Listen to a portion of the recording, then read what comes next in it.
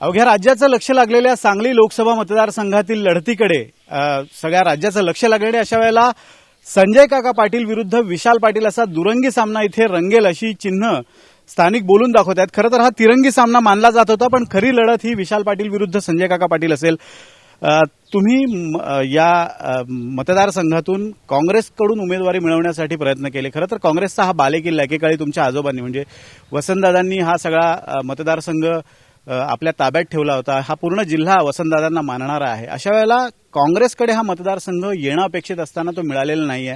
त्यानंतरची लढाई खरी अवघड होती। कशा पद्धतीने नियोजन केलं? सर, हे विरोधी उमेदवारांना पहिल्या दिवशीपासून प्रयत्न केले की ह्या ठिकाणी त्यांचा मार्ग सुकर होण्यासाठी काहीतरी प्रयत्न केले पाहिजेत। आणि त्यातला पहिला भाग होता म्हणजे कुठल्याही परिस्थितीत ही जागा काँग्रेसला मिळू नये, कारण काँग्रेसची ह्या ठिकाणी ताकद आहे, काँग्रेसची मानणारा वर्ग आहे, गावोगावी काँग्रेसची संघटना आहे आणि तरुण पिढी सुद्धा काँग्रेसकडे आकर्षित आहे। तर काँग्रेसला ही जागा न मिळण्यासाठी त्यांनी आधी प्रयत्न केला, वंचितकडे जागा जायचा प्रयत्न केला, त्या ठिकाणी ते घडलं नाही, कारण साहेब बाळासाहेब आंबेडकरांनी ते होऊ दिलं नाही। पुन्हा त्यांनी शिवसेनेचा मागे प्रयत्न केला, कदाचित शिवसेना ह्या पूर्ण प्रकाराला फसली असेल किंवा त्यांचं काहीतरी वेगळा विचार झाला असेल।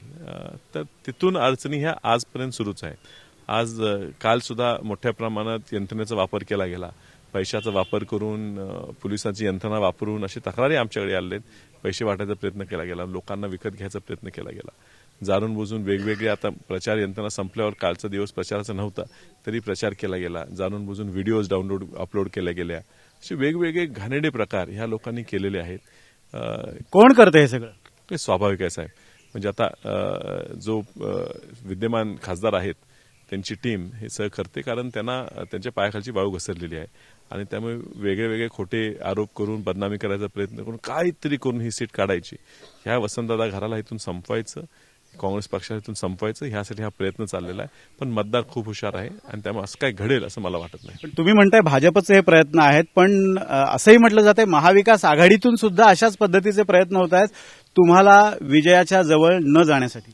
साहेब, ह्या जिल्ह्यात या लोकसभा मतदारसंघात भाजप असो नाहीतर महाविकास आघाडीकडून फसवून उमेदवारी घेतलेला उमेदवार असो, हे दोघेही एक भाषा बोलतात, त्यांच्या सगळ्या आरोपात साम्यता असते।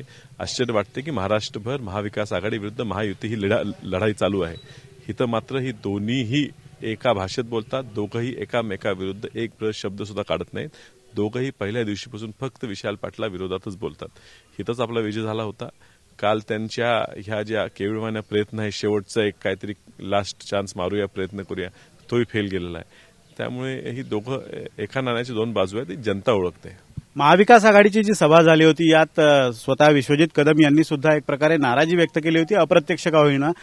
पण तुम्हाला असं वाटतंय की काँग्रेसची यंत्रणा पूर्ण एक दिलानं चंद्रहार पाटलांच्या मागे उभी राहील की ती तुमच्यासोबत असेल? साहेब, डॉक्टर विश्वजित कदम आमचे नेते आहेत, ते काँग्रेस पक्षाचं भविष्य आहे, महाराष्ट्र नाही तर देशाचं भविष्य आहे। त्यांनी मनापासून प्रयत्न केले, जोरदार प्रयत्न केले की ह्या ठिकाणी विशाल पाटील खासदार व्हावा। त्यांच्यामुळे ह्या उमेदवारीला की ह्या सांगली लोकसभा मतदारसंघाला एवढं महत्त्व प्राप्त झालं। आपण सर्वांनी सुद्धा मीडियाच्या माध्यमातून त्याला महत्त्व निर्माण करून दिलं। आता एवढा पाठिंबा दिल्यानंतर लोक एका दिशेने चालायला सुरू केलेली आहेत। आता काही जरी बदल घडवायचा प्रयत्न केला तर तो होणार नाही। जनता खूप पुढे गेलेली आहे, पूर्ण संघटना, पूर्ण प्रत्येक कार्यकर्ता, प्रत्येक विचाराचा माणूस आणि मतदार हा माझ्या पाठीशी आहे। म्हणून आज प्रत्येक 18,500 बूथवर प्रत्येक ठिकाणी कार्यकर्ते पोलिंग एजंट फॉर्म घेऊन एक अपक्ष उमेदवाराची एवढी मोठी यंत्रणा उभी राहते, ही काय त्याच्या एकट्या जीवावर राहत नाही, ही काँग्रेस पक्षाचं बळ आहे आमच्या मागे, त्याच्यामुळे राहते। तुमच्याकडे शेवटच्या प्रश्नासाठी येणार आहे, पण मॅडमकडे मी जातो। ताई, तुम्ही पण या प्रचारात सक्रिय सहभागी होतात। एकीकडे दिल्लीला स्वतः विशाल पाटील आणि विश्वजित कदम हे त्यांच्या उमेदवारीसाठी प्रयत्नशील होते, तुम्ही कशा पद्धतीने या प्रचारात सहभागी झाले होतात? आम्ही सगळीकडे आता दौरे केले आहे, पूर्ण जिल्ह्याभर दौरे केले आणि रिस्पॉन्स खूप चांगला आहे, पाठिंबा खूप चांगला आहे, म्हणून विजय नक्कीच होईल असं मला वाटतं। विशेष करून महिला संघटनांमध्ये तुम्ही बऱ्यापैकी बैठका घेतल्या, चौक सभा घेतल्या, कशा पद्धतीने हे सगळे नियोजन केलं? सगळ्या महिलांना मला असं वाटतं की बदल पाहिजे, सगळीकडे हाच आम्हाला रिस्पॉन्स मिळाला आहे की बदल हा नक्कीच पाहिजे आणि त्याच्याप्रमाणे मला वाटतं की मतदानही चांगल्या प्रमाणे होईल। एक शेवटचा प्रश्न, तुम्ही म्हणताय की सगळी यंत्रणा काँग्रेसची, जरी तुम्ही अपक्ष असला तरी तुमच्या पाठीशी आहे, तुमचा विजय जर या मतदारसंघातून झाला तर तुम्ही खासदार कोणाचे असणार, काँग्रेसचे की अपक्ष म्हणूनच वेगळा मार्ग पसंत करणार? हा माझा जन्म काँग्रेसमध्ये झाला आहे आणि मी आयुष्यभर काँग्रेसमध्ये राहणार ह्यात काही शंका नाही आहे. आणि पक्षश्रेष्ठी जाणता आणि प्रत्येक सांगलीचा नागरिक जाणतो. त्यामुळे निवडून येणारच आहे. आलो तरचा विषय येत नाही. जर तर इथं काय मुद्दा राहिलेला नाही. निवडून येणारच आहे आणि आल्या आल्या काँग्रेस विचारधारेशीच संलग्न राहणार, काँग्रेस विचारधारेशीच काम करणार हे आमचं निश्चित आहे. अगदी विशालजी, तुम्हाला शुभेच्छा या सगळ्या निवडणुकीसाठी. आपण पाहतोय विशाल पाटील हे अपक्ष उमेदवार म्हणून जरी रिंगणात असले तरी सुद्धा आपली विचारधारा ही काँग्रेसचीच आहे आणि आपण काँग्रेसलाच पाठिंबा देऊ अशा स्वरूपाचं वक्तव्य त्यांनी केलेलं आहे. एक मोठा सामना या मतदारसंघात रंगताना दिसतोय.